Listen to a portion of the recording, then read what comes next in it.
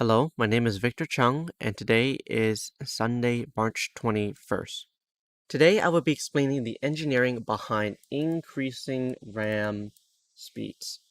Now I'm sure you're wondering, what exactly is RAM? Well, RAM stands for Random Access Memory. And in essence, it's just another form of computer memory that can be read and changed in any order.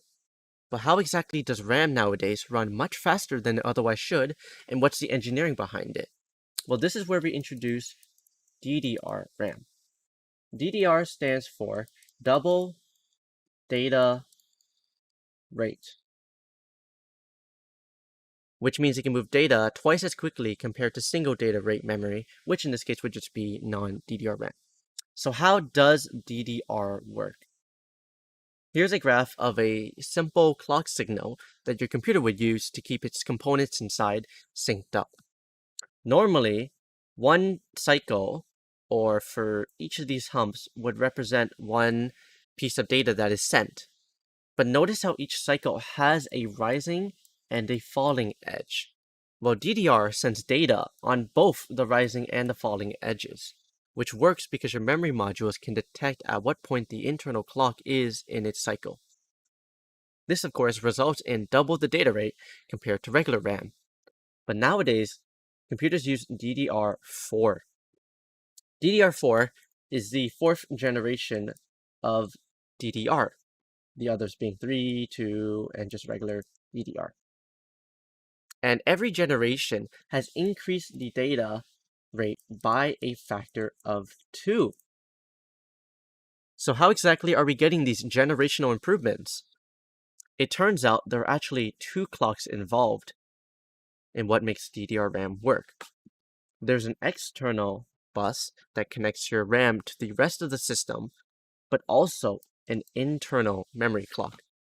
So for example, if we had DDR2, the internal clock was kept the same, but the external clock is doubled in DDR2.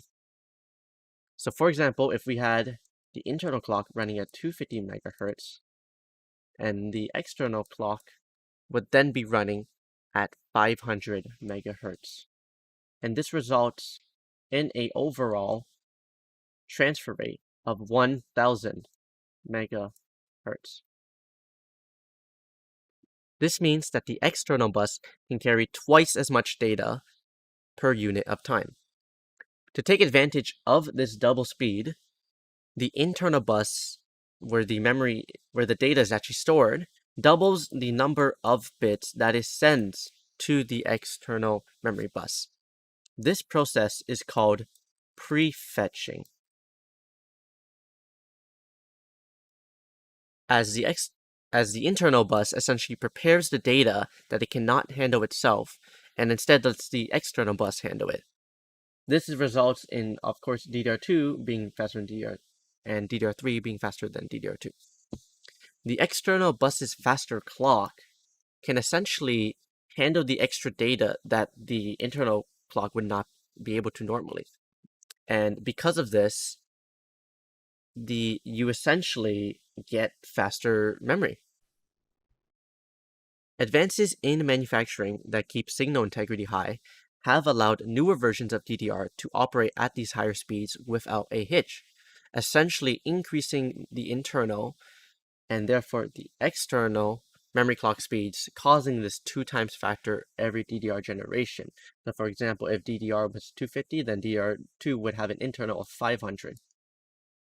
It should be noted, however, that DDR4 actually works slightly differently, and that memory arrays are divided into bank groups, essentially splitting the internal bus into groups, allowing the external bus to pull data from different parts of the RAM at the same time, thereby increasing the speed once again by a factor 2. Overall, the engineering that goes into pushing RAM to its limits in order to increase frequency is very interesting, and it's exciting to see what the future holds.